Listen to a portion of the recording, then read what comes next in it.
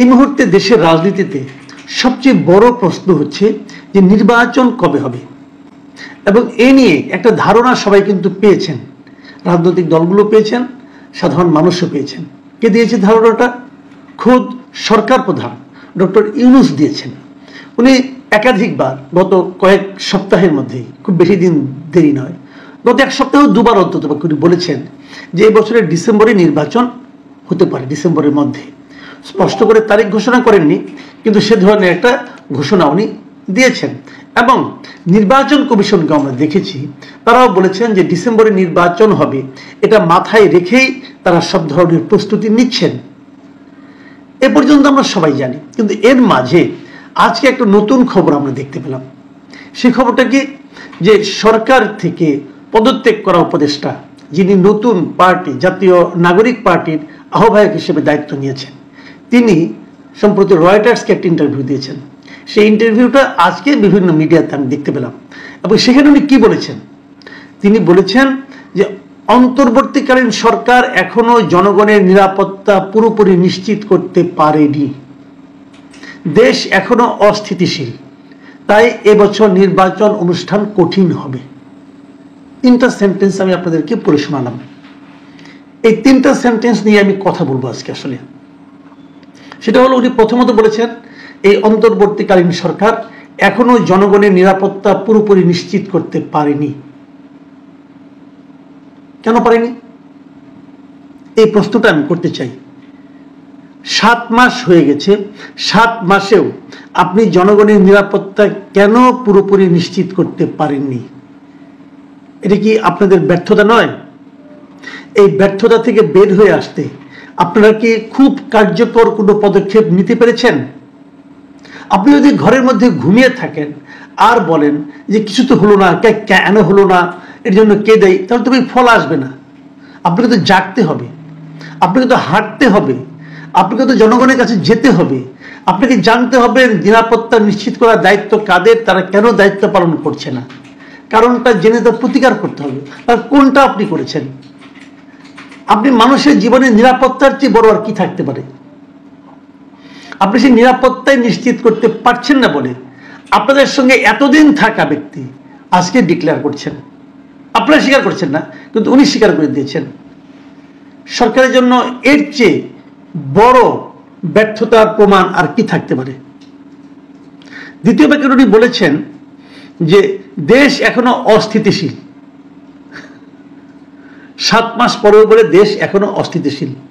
আর তৃতীয় বাক্যটা, তাই এবছর জাতীয় নির্বাচন অনুষ্ঠান কঠিন হবে। প্রথম প্রশ্ন হলো, দেশটা যে অস্থিতিশীল সেই কথাটা কিন্তু অনেকেই বলেছে, বিভিন্ন পলিটিক্যাল পার্টির পক্ষ থেকে বারবার অভিযোগ করা হয়েছে যে দেশের স্থিতিশীলতা আনাটা সরকারের দায়িত্ব, এবং সরকার সেটা পারছে না। কেন পারছে না সেগুলো চোখে আঙুল দিয়ে দেখিয়ে দেওয়া হয়েছে। আমি নিজেও অনেক কিছু বলেছি, অনেক কিছু দেখিয়ে দিয়েছি। আমার আলাপ বাদ দেন, আমি একটা ক্ষুদ্র মানুষ, আমার কথা বাদ। বিভিন্ন পলিটিক্যাল পার্টিগুলো বল দিয়েছে। আপনারা সেই পথে যাননি কেন?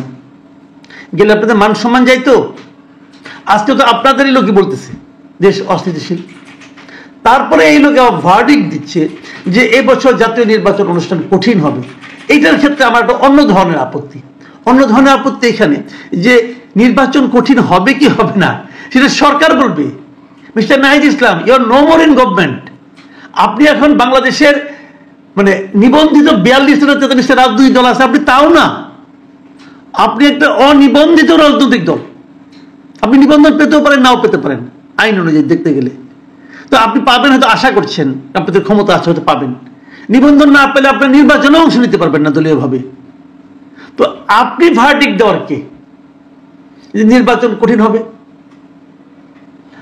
আপনি এখনো ভুলতেই পারছেন না যে আপনার সরকারে নাই, আপনি সরকারে নাই। অথবা হয়তো আপনাদের মধ্যে এমন কিছু কাজ করছে যে আপনারা সরকারে অফিসিয়ালি না থেকেও সরকারে আছেন। এই দুটোই তো খারাপ। আমরা গত কয়েকদিন আগে প্রধান উপদেষ্টা বলছেন যে নির্বাচন এই বছরই দিবেন, আপনি বলছেন নির্বাচন অনুষ্ঠান কঠিন হবে। তার মানে প্রধান উপদেষ্টার যে মূল্যায়ন, সেই মূল্যায়নের সঙ্গে আপনি প্রথম দ্বিমত পোষণ করলেন। এবং আমার জানা মতে দেশের অন্য কোনো পলিটিক্যাল পার্টি এখনো প্রধান উপদেষ্টার এই বক্তব্যের সঙ্গে, ডিসেম্বরে নির্বাচন হতে পারে এই বক্তব্যের সঙ্গে অন্য কোনো পলিটিক্যাল পার্টির লিডার অথবা পলিটিক্যাল পার্টির কর্মীরা দ্বিমত পোষণ করেননি। ডিসেম্বরে নির্বাচন হোক, এটা কেউ অপছন্দ করেননি। আপনি প্রথম আপনার বক্তব্য দিয়ে এক্ষেত্রে একটা সন্দেহের কথা বললেন। আচ্ছা, এবার আসুন আমরা ভাবি এমন একটা সন্দেহ উনি কেন করলেন? আসলে এই ছাত্রদের এই দলটা, তরুণদের এই দলটা অথবা নাহিদ ইসলামের এই দলটা আসলে তারা কি চায়?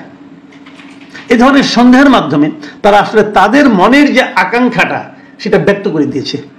সেই আকাঙ্ক্ষাটা কি? তারা আসলে সময় চায়। তারা তাদেরকে নিজেদেরকে গুছিয়ে নেওয়ার জন্য আরো একটু সময় চায়। তারা মনে করছে যে যতই দিন যাবে ততই আমরা আরো গুছিয়ে নিতে পারবো, ততই আমাদের দলের স্ট্রেংথ বাড়বে। যদি 2 দিন পরেও আমরা নির্বাচন করি তাহলে 2 দিনের একটা বাড়তি বেনিফিট আমরা পাবো। এটা কিন্তু খারাপ না। এটা খারাপ না কেন? এটা তাদের দলের পক্ষ থেকে চিন্তা করে তাদের দলের জন্য ভালো, এবং উনি ওই দলের প্রধান হিসেবে নিজের দলের জন্য ভালোটাই চাইবেন। এটাই স্বাভাবিক, এটাই স্বাভাবিক। এবং আমি জানি, আমি যতটুকু বুঝি, তাহলে এসে এখন এই পলিটিক্যাল অ্যারিনাতে 2 ধরনের ধারা বিরাজ করছে। একটা ধারা হলো তারা মনে করে যদি দ্রুত নির্বাচন হয় তাহলে তাদের সুবিধা হবে। এই ধারার শিরোমণি হলো বিএনপি। মানে বিএনপি মনে করে এখন যদি দ্রুত নির্বাচন হয় তাহলে তাদের জন্য সুবিধা হবে, যে সেই জনগণ এখনো তাদেরকে পছন্দ করে অথবা সংখ্যাগরিষ্ঠ মানুষের সমর্থন তারা পাবে। আর বিএনপি এটা মানে কিনা আমি জানি না, যে যতই দেরি হবে তাদের জন্য ঝামেলা বাড়তে থাকবে। এটা কেন বাড়বে সেটাও বলি। এটা বাড়বে এ কারণে যে বিভিন্ন মাঠ পর্যায়ে বিএনপির অনেক লোকজন কিন্তু নানা ধরনের চাঁদাবাজিতে জড়িয়ে গেছে। বিএনপি কেন্দ্রীয়ভাবে চেষ্টা করছে সেগুলো থামানোর জন্য, অনেককে বহিষ্কার করছে, অনেক কিছু তারা করছে, কিন্তু তাদের খুব একটা ফল হচ্ছে বলে মনে হয় না। নির্বাচন যদি দেরিতে হয় তাহলে এই জিনিসটা কিন্তু বিএনপি ছাড়া অন্য অনেক রাজনৈতিক দলের জন্য আমি মনে করি কিছুটা বাড়তি প্লাস পয়েন্ট হয়ে দাঁড়াবে। এটা গেল একটা বিষয়। আবার দেখুন, নির্বাচন দেরিতে করার জন্য এই যে নাহিদ ইসলাম যে কথাটা বলেছেন, এই কথাটা তো নির্বাচনকে উনি পিছিয়ে দিতে যাচ্ছেন, বোঝা যাচ্ছে। ওনার দলের উনি একাই না, কিন্তু আরো নেতা, যেমন গত 2 দিন আগে আমরা দেখলাম যে সার্জিস আলম একটা কথা বলেছিলেন যে হাসিনাকে ফাঁসির মঞ্চে ওঠানোর আগ পর্যন্ত নির্বাচনের কথা কাউকে ভাবতে উনি মানা করে দিয়েছেন। তার মানে উনি নির্বাচনটাকে আরো প্রলম্বিত করতে চান। ওনারা তো বিরোধী দলে আছেন, ওনারা তো মাঠে আছেন, ওনারা কেন এখন নির্বাচনটাকে প্রলম্বিত করতে চান? এই প্রশ্নটা কিন্তু অনেক উঠবে। এই কারণেই ওনারা চান যে যত দেরি হবে তত ওনাদের পক্ষে মাঠ গুছিয়ে নেওয়াটা সহজ হবে। সেই দিকে তারা যেতে যাচ্ছেন। এখন শেষ পর্যন্ত কি হবে?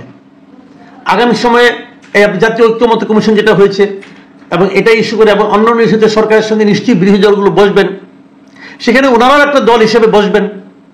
বসার পর ওনারাও বলবেন নির্বাচনটাকে পিছিয়ে দেওয়া হোক, আর অন্যরা বলবেন নির্বাচনটা ডিসেম্বরে করা হোক। সরকার কোন দিকে যাবে? সরকার কাদের কথা শুনবে? এই বিষয়টা কিন্তু সামনে আমাদের মতো দর্শক যারা আছেন তাদের জন্য দেখার বিষয়। আমরা দেখব সরকার আসলে কোন দিকে যান, এবং সরকার কোন দিকে যান তার উপর নির্ভর করে আমরা সরকারের কি চরিত্র সে সম্পর্কে একটা ধারণা করতে পারবো। দর্শকদের অনুরোধ করব আগামী দিনগুলোর জন্য সতর্ক দৃষ্টি রাখা। আপনারা দেখুন, বুঝুন এবং সিদ্ধান্ত নিন।